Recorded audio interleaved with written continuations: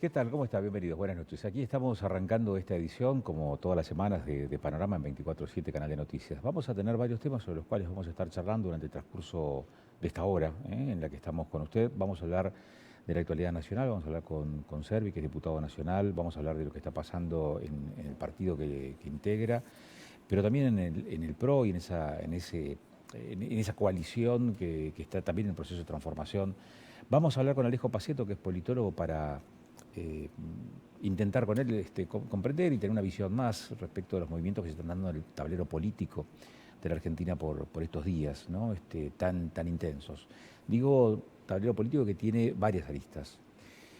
Por un lado, eh, una realidad hasta el viernes a las 9 de la noche y una realidad con matices después del viernes, después del discurso de Milei en el Congreso. Digo, ¿por qué?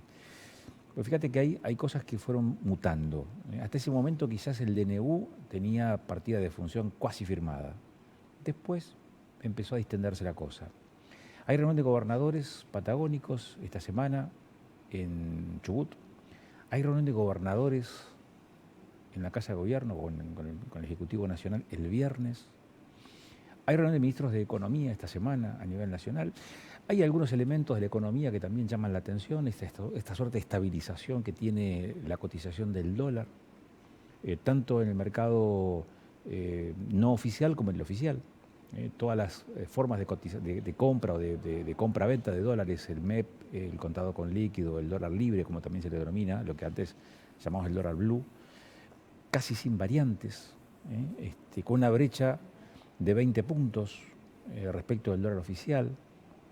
Pero un dato significativo respecto de todo esto es que nosotros seguimos teniendo en la Argentina inflación en pesos, con lo cual hoy necesitas más dólares para comprar exactamente lo mismo. Y es un tema que en el fondo también preocupa. Es un banco central que ha ido acumulando reservas, pero a costa de, digamos, una tensión muy fuerte en términos políticos y también el déficit cero propuesto y anunciado por el Ejecutivo Nacional como una meta sobre la cual no va a transigir, plantea desafíos, y desafíos hacia abajo también para las administraciones provinciales. De hecho, uno de los puntos del acuerdo que ha propuesto el presidente firmar en mayo en Córdoba, el 25 de mayo, implica eso también, el equilibrio financiero, pero no solamente del Estado Nacional, sino también de los estados provinciales. En el medio tenés los datos de color, ¿no? Hoy dijo Milei en la Expo agropecuaria que en la residencia de Olivos se almorzaba y se cenaba con champán cristal, uno de los más caros que hay en el mercado, si no el más caro. Y estamos hablando de 6 euros la botella. Entonces, también hablan allí de situaciones que se están dando por estas horas y que ponen fuerte tensión en este escenario tan complejo. En el medio vos tenés la situación en la provincia de Neuquén, en donde se vienen celebrando algunos acuerdos en términos de salarios para quienes dependen del Estado, como por ejemplo el caso de ATE, UPCN. Los docentes que están discutiendo por estas horas, los docentes de medios en Aten están discutiendo por estas horas qué hacer con la propuesta que ha hecho el gobierno y que, insiste, el Ejecutivo es la más atractiva que ha presentado en términos comparativos con la realidad del resto de las provincias. Y nosotros vamos a indagar en esa materia. Por eso está con nosotros Jorge Tovares, que es el ministro del área respectiva en la provincia de Neuquén. Jorge, ¿cómo le va? Buenas noches. Buenas noches, un gusto estar acá compartiendo, digamos, el análisis que vos detallabas, que es de por lo más interesante, digamos. Gracias. Para ver qué lo está pasando a los argentinos y a los neuquinos en estos primeros 3 meses del año 2024. Y cuando se reúnen en el gabinete, el ministro de Economía, el de las finanzas, el de los números, le dice, yo tengo que recaudar para que vos gastes, o algo así, ¿no? Sí, históricamente ha sido así en todas las épocas, en las épocas, digamos, de estabilidad y en las épocas de inestabilidad como el que nos toca hoy en día, que hoy en día el desafío más grande para el ministro de Economía, sobre todo en este contexto que vos describías de que vivimos los argentinos y los neuquinos, donde a raíz como consecuencia de una serie de medidas que ha venido tomando sistemáticamente el gobierno nacional, bueno, las provincias hemos visto recortado, digamos, un montón de transferencias, algunas de carácter discrecional que se venían haciendo, otra vez como consecuencia de la disolución de algún tipo de liquidación que teníamos fundamentalmente de algunos subsidios en materia del transporte que tenían impacto en el transporte público. Y también hemos sufrido recortes, digamos, en lo que tiene que ver con fondos garantizados por coparticipación. Y así, sistemáticamente, área por área, en esta política que ha venido aplicando o que aplica el Gobierno Nacional, que es un plan económico ortodoxo, de shock, muy conservador, donde, en definitiva, y muy doloroso fundamentalmente para los sectores los sectores de clase media, los sectores asalariados, los sectores de la economía informal, ¿sí? Que ven que estamos en una espiral de una economía en recesión, con inflación, ¿sí?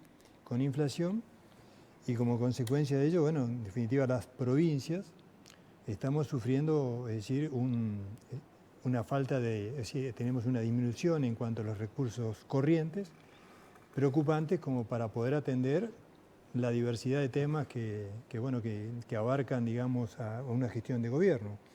Vos mencionabas puntualmente en el contexto en el cual la provincia de Neuquén da esta discusión de la pauta salarial para el año 2024.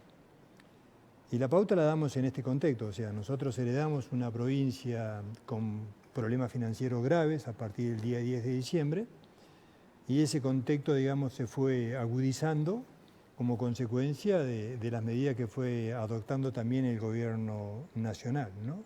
De recorte o corte directamente de transferencia. Eso sin lugar a dudas que redujo la coparticipación. En este bimestre se han reducido los indicadores de coparticipación federal y también hemos sufrido nosotros como consecuencia de la recesión una baja en los ingresos de los impuestos provinciales. Y hemos tenido, digamos, en este contexto... ¿Qué le dice la gente de renta respecto de esa baja en la recaudación provincial? Y en realidad es porque se está enfriando la economía, y eso nos ocurre a cada uno de nosotros, es decir, con los ingresos... Está bien, pero ¿le tiraron algún porcentaje de reducción de esa? Sí, nosotros tenemos una reducción del orden de más o menos del 12% y una reducción de coparticipación a nivel nacional del 8%, que en términos de números estimativamente significan entre 10 y 12 mil millones de pesos mensuales, ¿sí? que dejan de ingresar a las arcas provinciales. ¿Y cómo los cubren? ¿Cómo lo cubrimos en este momento? Bueno, en este momento lo estamos cubriendo como que la devaluación significó para la provincia de Neuquén, que se llevó adelante el 12 de diciembre, sí, un ingreso extraordinario en materia de regalías, fundamentalmente por el salto del tipo de cambio. Yo te escuchaba recién atentamente que ese salto, digamos, del tipo de cambio, al no aumentar los volúmenes de producción, produjo un amesetamiento en el ingreso en materia de regalías, y gran parte, digamos, de esos recursos se van licuando como consecuencia del efecto de la inflación en los gastos corrientes que tenemos como Estado, ¿sí?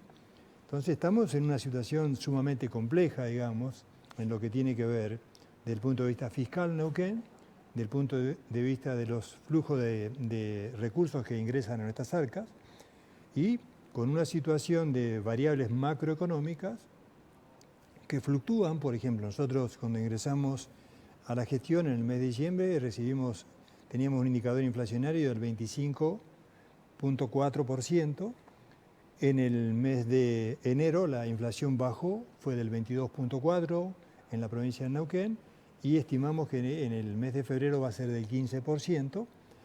Entonces, el salto, digamos, el tipo de cambio se modificó en diciembre, pero el espiral inflacionario continuó, y eso, digamos, implicó que esos ingresos extraordinarios rápidamente los tuviéramos que, es decir, parte de ellos, previsionar para poder atender el stock de deuda que tenemos que pagar este año. Nosotros recibimos un stock de deuda del orden de los 1.160 millones de dólares, con vencimientos de 300 millones de dólares en el corriente año, y con una deuda, digamos, en pesos, no cuantificada aún, porque siguen apareciendo más deuda, del orden de los 100.000 millones de pesos que tenemos que atender. En ese universo, digamos, en ese contexto es que debemos planificar, digamos, una redistribución lo más equitativamente posible, Y en ese contexto es que se fueron dando, digamos, estos pactos que fuimos alcanzando con todos los intendentes a lo largo de la provincia, uno que se desarrolló en enero y otro que se escribió ahora, digamos, en la última quincena del mes de febrero. ¿El de Chomalal, dice usted? Exactamente, donde se les explicó a los intendentes en su conjunto, bueno, cómo era la situación económica y financiera de la provincia y cómo debíamos redistribuir nuestros recursos lo más equitativamente posible para lograr atender, digamos, sí, las cuestiones primarias. Y el salario, por ejemplo, es una cuestión primaria. La provincia de Neuquén nunca dejó de pagar sus salarios, siempre pagó sus salarios y pretendemos seguir haciéndolo, digamos, de allí que la pauta salarial que pusimos a consideración de las 4 organizaciones gremiales de los empleados públicos de la provincia de Neuquén, primero, viendo cómo era la situación de estrechez financiera, hicimos una propuesta salarial que era simplemente para el primer semestre, ¿sí? Donde pretendíamos salir del IPC, que lo heredamos de la gestión anterior. El IPC en alguna medida funciona bien cuando los indicadores inflacionarios son de 2 dígitos, ¿sí? Pero cuando ya la inflación supera los 3 dígitos, eso genera, digamos, por ahí el indicador inflacionario está por encima de los ingresos. Nosotros heredamos la provincia con un descalce en cuanto a indicadores inflacionarios e ingresos del orden del 54% en el mes de diciembre, ¿sí? A partir de ese desfasaje entre el déficit entre las deudas y la caja, ¿sí? Tuvimos que planificar la primera propuesta. En la primera propuesta recibimos una devolución sistemática de los 4 gremios de mantener el IPC como criterio de actualización salarial. Nosotros lo escuchamos atentamente, le dijimos que las posibilidades eran las que les ofrecimos en primer término, que eran por porcentajes por trimestre, ¿sí? En el primer trimestre un porcentaje y en el segundo trimestre otro porcentaje. Nosotros estimamos que la inflación al mes de junio del corriente año iba a estar en un porcentual estimado del 60-65%. Ofrecimos 2 porcentuales que llegamos al 62%. La propuesta fue rechazada por los gremios porque entendían de que le daba mayor previsibilidad al IPC. Nos reunimos en varias ocasiones con el área económica y también en gabinete para poder replanificar, digamos, la pauta salarial.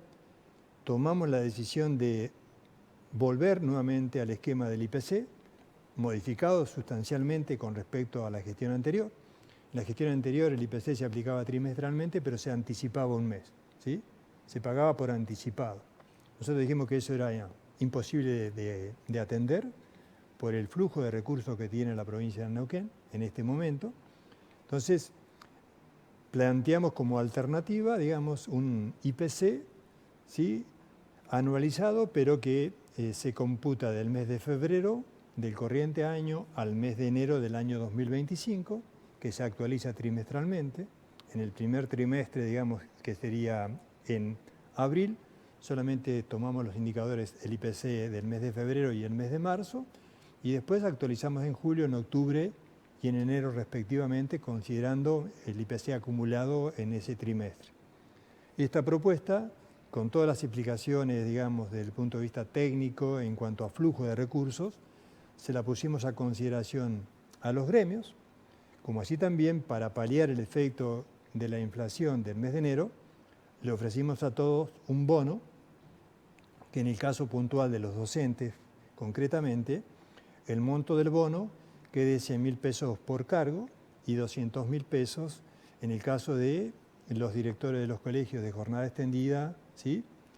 Y demás, a los directores, por un monto de 200.000 pesos. Ese monto, obviamente, que tiene un impacto, digamos, que tiene un impacto muy fuerte en el maestro inicial, porque el maestro inicial de nuestra provincia tiene un ingreso que está casi en el orden de los 400.000 pesos, por lo tanto, digamos, los 100.000 pesos representan un 25% y la inflación del mes de enero fue de un 22,4. Entonces entendíamos que compensaba en alguna medida el impacto inflacionario sobre el bolsillo en ese nicho. Por supuesto que el impacto iba a ser menor en aquellos que tuviesen un ingreso que estuviese por encima. Pero entendíamos que era la forma, digamos, más rápida y que mayor impacto iba a provocar en el poder adquisitivo de todos los trabajadores en su conjunto, porque al ser no remunerativo, no bonificable, no tiene, digamos, ningún tipo de retención en lo que tiene que ver con fundamentalmente aportes, ¿sí?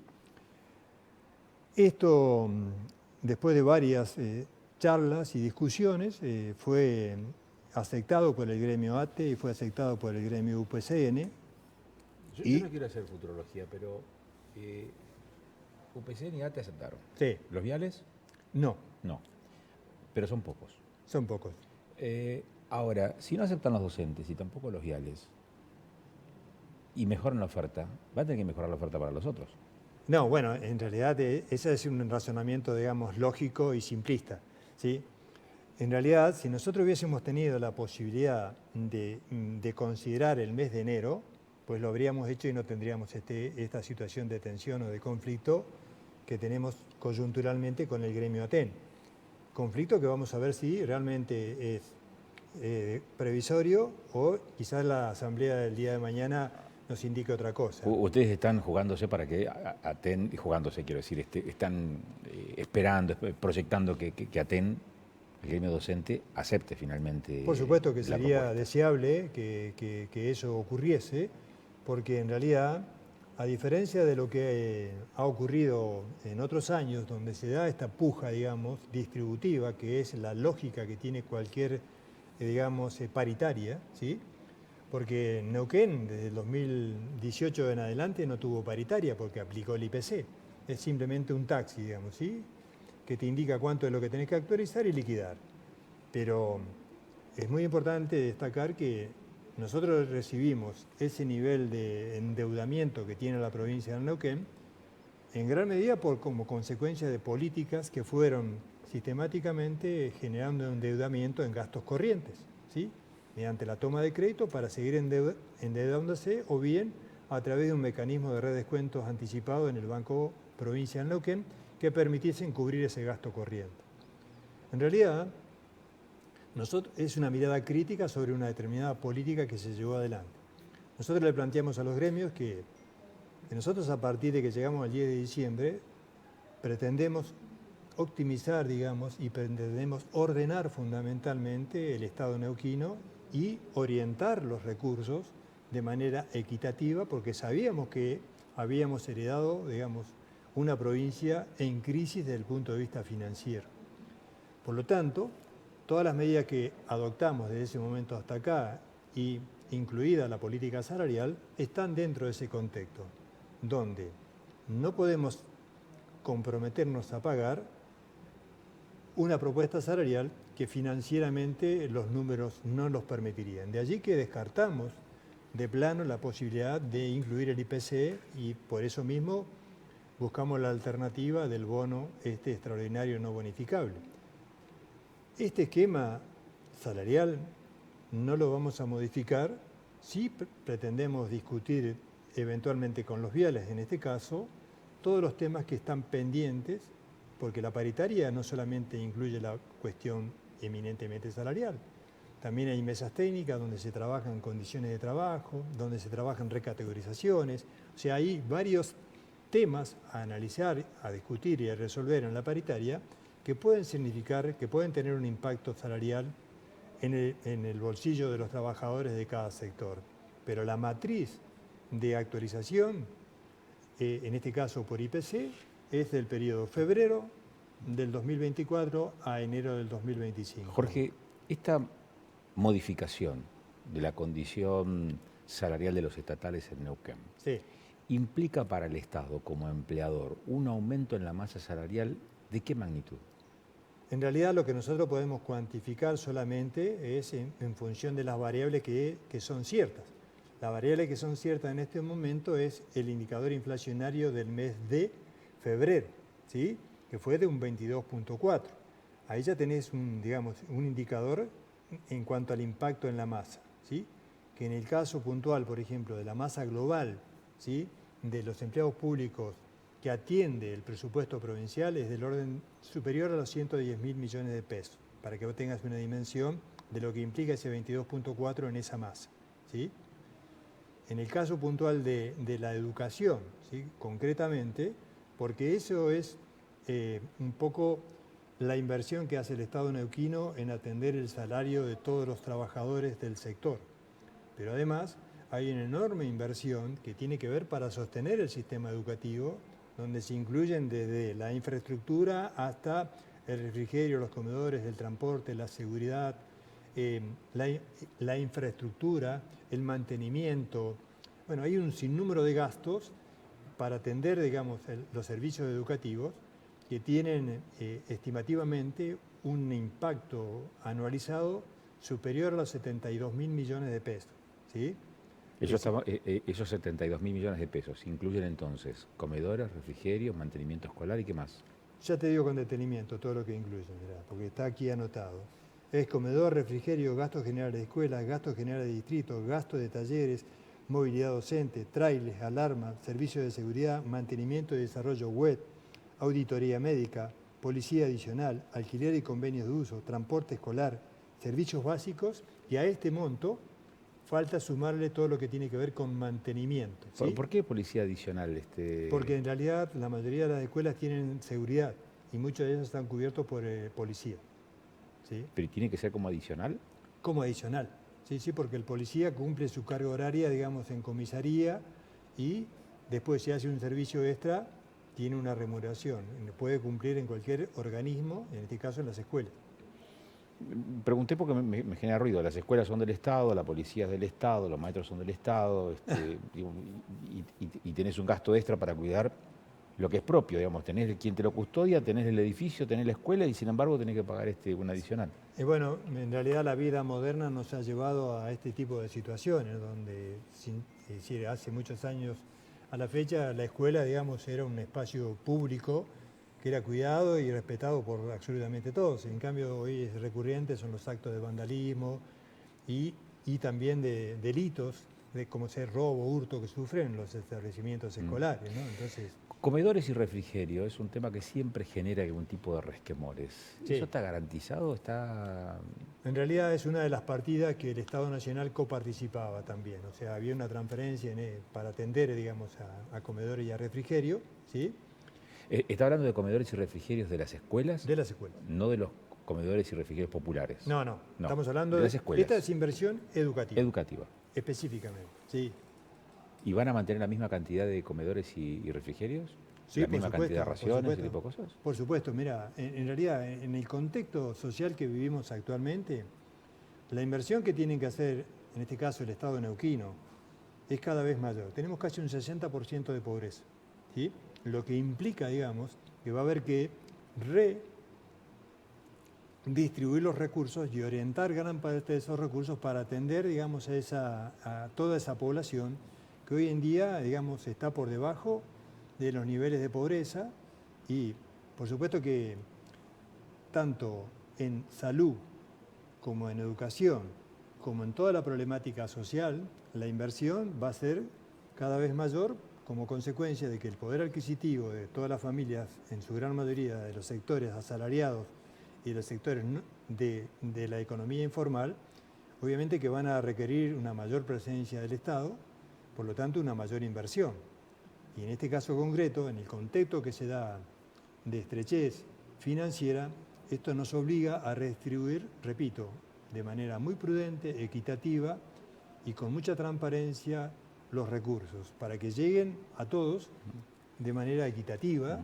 O sea, en definitiva, pretendemos un Neuquén que sea un poco más justo y más equitativo, ¿sí? Jorge, todos estos números que usted acaba de mencionar y todos esos ítems que tienen que ver también con el sistema educativo, comedores, refrigerios, seguridad, mantenimiento, los 72.000 millones de pesos, que gentilmente me lo acaba de pasar, alquileres, transporte escolar. ¿Es una actualización de lo que ya se venía desembolsando desde el Estado el año pasado? En realidad, estos montos... ¿O es un nuevo cálculo que han hecho? No, estos son, digamos, son cálculos que estamos haciendo, digamos, periódicamente, porque Otro contexto que también agrava la situación es la relatividad de los precios. ¿Sí? Está bien. ¿Sabe por qué le pregunto esto? Porque a ver, podemos aplicar un esquema de actualización en función de la evolución de los precios, Sí. que pueden ser más, menos, según el rubro, pero también es cierto que hay una serie de actividades o de acciones que se venían desarrollando desde el Estado y que a partir de una revisión empezaron a surgir, como por ejemplo situaciones como los planes sociales, Totalmente. que con un reempadronamiento se cayó a la mitad. Todos estos valores, en definitiva, han sido. Cuando nosotros llegamos, nos encontramos con un volumen de deuda interesante en todos los proveedores, en todas las áreas del Estado. Se sancionó un decreto inmediatamente que nos habilitó a renegociar todas esas deudas y esos contratos, y a partir de ahí comenzamos con un proceso de revisión de costos, sistemáticamente área por área, para tratar de clarificar qué es lo que estábamos pagando y si realmente todos y cada uno de los servicios efectivamente se habían prestado, como para tener un control extremo que nos permita, digamos, lograr el objetivo esto de... ¿Y qué le dijo ese control? Y bueno, obviamente que nos encontramos con sobreprecios en muchos casos, ¿sí? Y eso ¿sí? En todas las áreas fueron auditadas, ¿sí? En todas las áreas se hicieron auditorías para poder verificar este tipo de situaciones. A resulta de las auditorías fuimos revisando los contratos y fuimos revisando también nuestra revinculación con los prestadores o generando en algunos casos, es decir, nuevos contratos, nuevas licitaciones, como para poder mejorar en precio y calidad cada una de las prestaciones. Ese proceso lo estamos llevando adelante, ¿sí? Inclusive, por ejemplo, otro tema que tiene un enorme impacto en el área educativa es que a partir del nuevo gobierno nacional, 400 obras públicas quedaron paradas en la provincia de Neuquén. Muchas de ellas tienen, digamos, vinculación con la educación puntualmente, en distintos niveles de ejecución. Eso también nos obligó a nosotros a replantear el redireccionamiento de recursos provinciales para poder culminar esas obras. O sea, las van a terminar. Sí, las obras que nosotros hemos hecho, a través del Ministerio de Infraestructura, conjuntamente con las áreas con competencia, con la UPF, es decir, una reingeniería para redeterminar la orientación de los recursos hacia la terminalidad de aquellas obras que tienen, digamos, un nivel de ejecución superior al 80%, porque nos encontramos con la paradoja, por ejemplo, que en educación, entre otras cosas, tenemos gastos de alquileres, por ejemplo, y tenemos obras con niveles de ejecución de un 70-80%, entonces tenemos que priorizar. Tenemos que sostener, digamos, el establecimiento educativo que está alquilado en este momento y tenemos que reorientar hacia los recursos, hacia poder culminar esas obras que tienen mayor nivel de avance. Nos encontramos con situaciones muy, muy injustas, como ocurren, por ejemplo, en algunas localidades donde hay determinadas escuelas que era necesario hacer trabajos de mantenimiento importantes en cuanto a su inversión, que efectivamente algunas de ellas peligran el inicio del ciclo lectivo por no haber... ¿Cuántas? No son muchas, pero en definitiva deben ser menos de 20 en la provincia. En toda la provincia. Sí, pero obviamente que ahí esta situación de estrechez financiera, sumada, digamos, al conflicto salarial que se va a resolver, nos vamos a encontrar con un escenario, digamos, de no poder utilizar, digamos, ese edificio escolar como consecuencia de la situación mencionada anteriormente, ¿no? Mañana será un día clave, mañana sabremos si los docentes aceptan. Así que la charla no está cerrada. No. Le agradezco mucho la gentileza de acompañarnos. No, muy por amable. favor. Y otra cosa que también es importante señalar, que los gremios con los cuales cerramos los acuerdos, sí. ¿sí?, van a estar en esta semana cobrando el bono, ¿sí? El viernes. El viernes estarían cobrando el bono, que en definitiva, en este contexto, digamos, de un espiral inflacionario que no cede, nos parece, digamos, sumamente importante destacar. Y todo, digamos, estas decisiones políticas se han dado en este contexto de estrechez financiera muy compleja que vivimos los neuquinos y que viven los argentinos en su conjunto. Gracias, Jorge, muy amable. No, por favor. Cuando volvamos después de la pausa vamos a seguir charlando de la actualidad nacional, de la actualidad política y también de lo que podemos observar en este escenario tan dinámico de la realidad regional y nacional. Muchas gracias.